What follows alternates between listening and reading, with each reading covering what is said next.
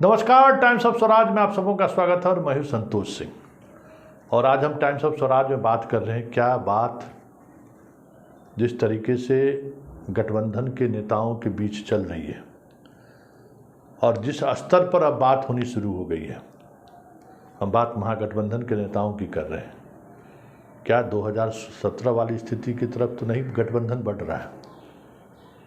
क्योंकि याद कीजिए वो दौर, उस दौर में रघुवंश सिंह आए दिन सरकार पर हमला बोलते थे। कहा जाता था कि लालू के इशारे पर रघुवंश सिंह सरकार पर आए दिन हमला बोल रहे हैं। सच्चाई जो भी हो, लेकिन रघुवंश के हमले के पीछे व्यक्तिगत कारण भी था, और वो कारण था कि रघुवंश सिंह को नीतीश कुमार चाहते थे कि वो उनकी पार्टी में आ जाए, जिस दौर में नीतीश कुमार लालू के खिलाफ मुहिम में लगे हुए थे। और भारत सरकार में मंत्री रहते हुए रघुवंश सिंह ने बिहार के लिए जो काम किया, खास करके ग्रामीण सड़क को लेकर ग्रामीण विकास मंत्री के रूप में जो काम किया, वो काम और नीतीश के काम को लेकर हमेशा पैरेलली चर्चा होती थी। बिहार के विकास की जब कभी भी बात होती थी, तो नीतीश के साथ साथ रघुवंश सिंह की भी चर्चा हो जाती थी सड़क निर्माण को लेकर। इस वजह से दोनों के बीच ईगो क्लैश चलता रहा, शुरुआती दौर से ही चलता रहा। जब सरकार 2015 में बनी तो फिर वो दौर, वो सिलसिला जारी रहा, और चाहकर भी लालू उसको रोक नहीं पाए कि रघुवंश सिंह से रिश्ता उनका ऐसा था कि सिर्फ फ़ोन पर इतना ही कह के वो चुप हो जाते थे कि ब्रह्म बाबा क्या कर रहे हैं, अरे सब बयानबाजी मत करिए। लेकिन वो दौर था, लालू बहुत मुश्किल से उस दौर में संभालने की कोशिश की, लेकिन रघुवंश सिंह जैसे लोगों को नहीं संभाल पाए। फिर जो कुछ भी हुआ सामने है। इस बार भी कमोबेश स्थिति उसी तरफ बढ़ने लगा है। शुरुआती दिनों में जगदानंद सिंह के बेटे के मामले में ये स्थिति उत्पन्न हुई कि एक बार फिर से गठबंधन में रार तो नहीं पड़ रहा है, लेकिन तेजस्वी मजबूती के साथ नीतीश कुमार के साथ खड़े रहे और जगदानंद सिंह के बेटे को जाना पड़ा, रिजाइन देना पड़ा। और इतना ही नहीं, जब वो बयानबाजी करने लगे तो उनको पार्टी से निकालने के लिए उन पर अनुशासनात्मक कार्रवाई तक की प्रक्रिया शुरू कर दी गई। फिर मामला बीच बिचाव का हुआ तो मामला शांत हुआ, और उसकी भी वजह है, जगदानंद सिंह को भी चाहते थे नीतीश की उनकी पार्टी में आ जाए। और जगदानंद सिंह और नीतीश के बीच जितनी गहरी दोस्ती थी, आज उतनी ही गहरी दुश्मनी भी है। जगदानंद सिंह की राजनीति को काटने के लिए उनके परिवार में उन्होंने फूट डाला, लोगों को बीजेपी में शामिल कराया। सुधाकर भी बीजेपी गए थे, कई तरह की चीज़ें आई सामने। सुधाकर सिंह को जेल भी जाना पड़ा। ये सारी चीज़ें हुई। अभी हाल ही में विधान परिषद के चुनाव में कहा जाता है कि अवधेश सिंह चुनाव जिताने में कहीं न कहीं प्रशासन का योगदान रहा अंतिम चरण में, और उसमें जगदानंद सिंह के बेटे चुनाव हार गए राजद के प्रत्याशी होते हुए भी। और आज के तारीख में भी नीतीश और जगदानंद सिंह के बीच 36 का ही व्यक्तिगत रिश्तों की बात करें तो आज भी 36 का रिश्ता है। वैसे तेजस्वी के हस्तक्षेप की वजह से वो चीज़ें उतनी तूल नहीं पकड़ी जितना रघुवंश सिंह के मामले में तूल पकड़ दिया। लेकिन अब एक नए विभीषण पैदा लिए हैं, विभीषण ही हम कहेंगे, और वो विभीषण नीतीश के लिए फिर सरदर्द बनते जा रहे हैं। स्वाभाविक तौर पर जिस तरीके की बयान कल से वो दे रहे हैं, वो बयान नीतीश जैसे लोगों के लिए असहज कर रहा है, इसमें कोई दो मत नहीं है। कल उन्होंने ब्यूरोक्रेसी पर हमला बोलते बोलते उन्होंने यहाँ तक कह दिया कि बहुत अच्छा अफसर है, प्यारा है, तो के पाठक को मुख्यमंत्री अपने आवास पर ले आए। आज उन्होंने अशोक चौधरी के सहारे जिस भाषा का इस्तेमाल किया उन्होंने, वो भाषा वाकई में आज की राजनीति में दिखा रहा है कि अब चीज़ें बदलती हुई दिख रही हैं। क्योंकि सुनील सिंह भी लालू परिवार के उतने ही नज़दीकी हैं जितने कभी रघुवंश सिंह हुआ करते थे। और लालू परिवार की कमजोरी सुनील सिंह है, इसमें कोई दो मत नहीं है। परिवार का हर सदस्य का सुनील सिंह से व्यक्तिगत रिश्ता है और बरसों का रिश्ता है, और इस रिश्ते की वजह से नीतीश कुमार के कोप भाजन का शिकार वो होते रहे हैं। पिछले विधानसभा चुनाव के दौरान ही उनके यहाँ रेड हुआ था, लाखों रुपये पकड़े गए थे, सासाराम का उम्मीदवार पैसे लेकर आया हुआ था, उसमें बड़ी मुश्किल से सुनील सिंह बचे। सुनील सिंह पर इसके अतिरिक्त भी कई बार दबिश बनाने की कोशिश हुई। वो खुद कह रहे थे कि सीके अनिल के माध्यम से उन पर दबिश बनाने की कोशिश हुई। बिस्को बांध को लेकर कई बार सुनील कुमार पर अप्रत्यक्ष रूप से ही सही सरकार उनके खिलाफ कार्रवाई करने की कोशिश करते रहे। व्यक्तिगत तौर पर नीतीश और सुनील सिंह के बीच इबादत है वो साफ सदन में भी कई बार देखने को मिला है कि सदन में सुनील सिंह अपने अंदाज में सरकार को घेरते रहे।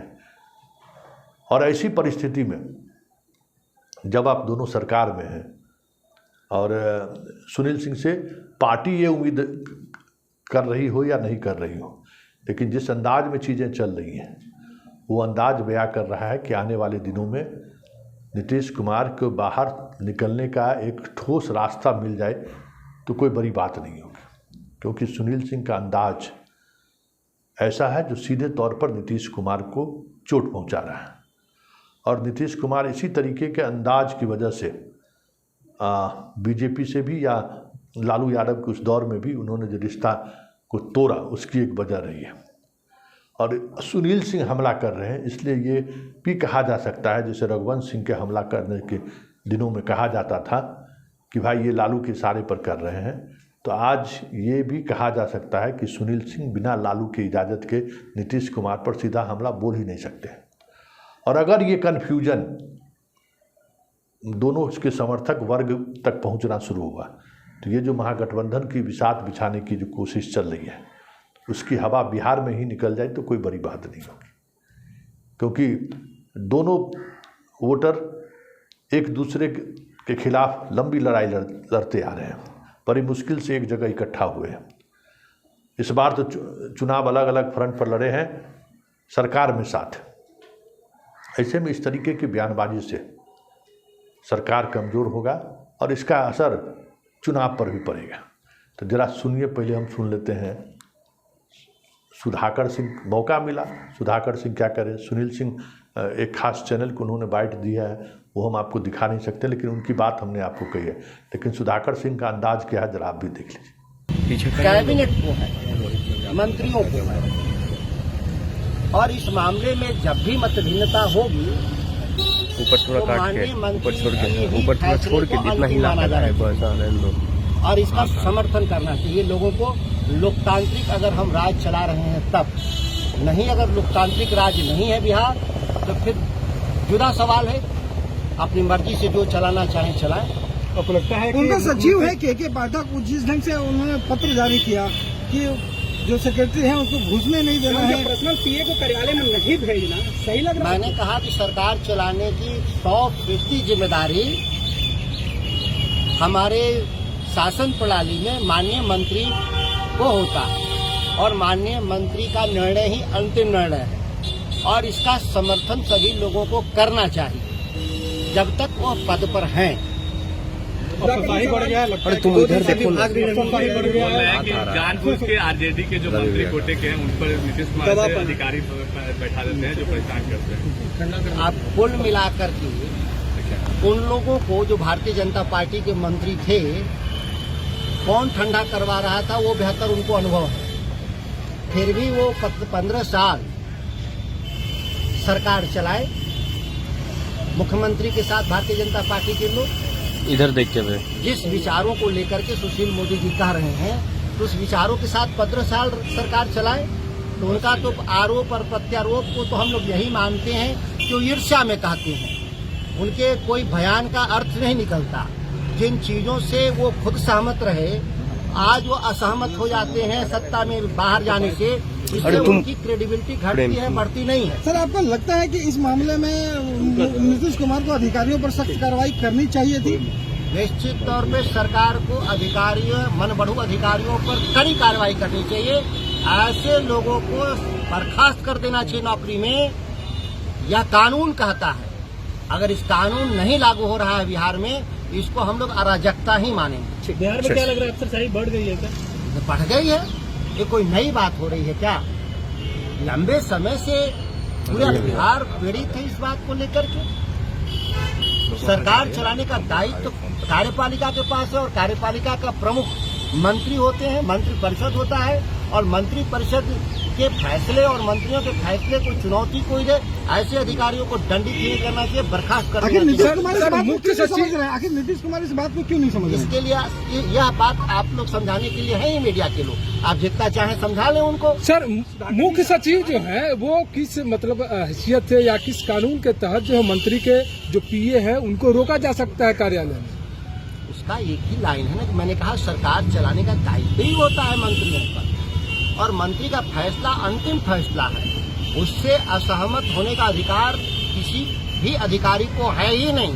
अगर कोई ऐसा कृत्य करता है तो अनुशासनहीनता माना जाता है और अनुशासनहीनता का दंड बर्खास्तगी होता है। ऐसे लोगों को बर्खास्त। एक अंतिम सवाल सर, इससे पहले कार्तिक उन्होंने इस्तीफा दिया, आपने भी यही लेकर इस्तीफा दिया, आज चंद्रशेखर जी की बारी आई है। क्या लगता है कि लगातार आखिर कहाँ उत्पीड़न हो रहा है? कोई बारी का विषय नहीं है कि कब बारी आएगा।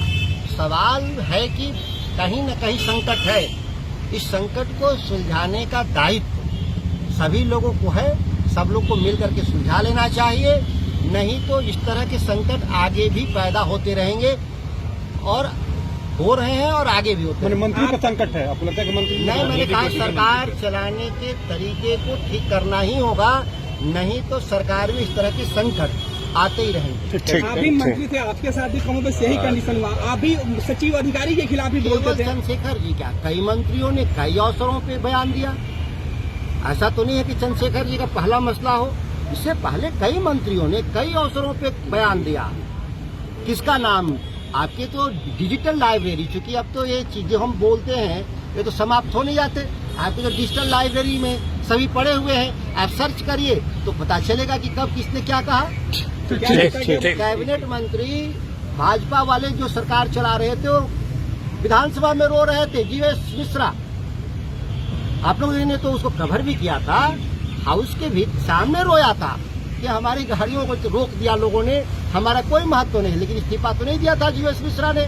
जो भारतीय जनता पार्टी सुशील कुमार मोदी ये इस स्मृति जो उनकी स्मृति और विस्मृत कर जाते हैं, भूल जाते हैं कि क्या हुआ उनके साथ। तो क्या वही चीज आप लोगों के साथ दोहराया जा रहा है? ये मैं कह रहा हूँ कि संकट तो है बिहार में, यह किसी व्यक्ति का नहीं है, संस्थागत समस्या है और संस्थागत समस्याओं को सुलझाने का दायित्व सरकार में जो वरिष्ठ नेता हैं, सरकार में नहीं केवल वरिष्ठ नेता, वो सभी लोग को मिलकर बैठ के सुलझाना ही होगा, नहीं तो इस तरह के रोज संकट पैदा होगा और बिहार का विकास पीछे जाएगा। बिहार के लोग हतप्रभ हैं कि अब हमारे पास क्या विकल्प है। तो आपने देखा सुधाकर का अंदाज क्या है। अब जरा स्थिति, क्योंकि स्थिति लगातार इस तरीके की बयानबाजी से थोड़ी सरकार भी सहज नहीं है, तो एक सुनील कुमार के इस बयान को लेकर जो चीज़ें बन रही थी उसमें जदयू के प्रदेश अध्यक्ष सामने आए और उन्होंने कहा कि इस तरह की कोई बात नहीं है, सब कुछ भाजपा द्वारा उड़ाया जा रहा है और सब कुछ ठीक ठाक चल रहा है, कोई समस्या नहीं है, सब कुछ सुलझा लिया गया है। जरा सुनिए जदयू के प्रदेश अध्यक्ष क्या कह रहे हैं। इन दिनों कई तरह की खबरें मीडिया में, सोशल मीडिया में चल रही थी, जिस कारण कुछ भ्रम की स्थिति पैदा थी। मैं आपको स्पष्ट बता देना चाहता हूं कि माननीय विधान पार्षद रमेश्वर महतो जी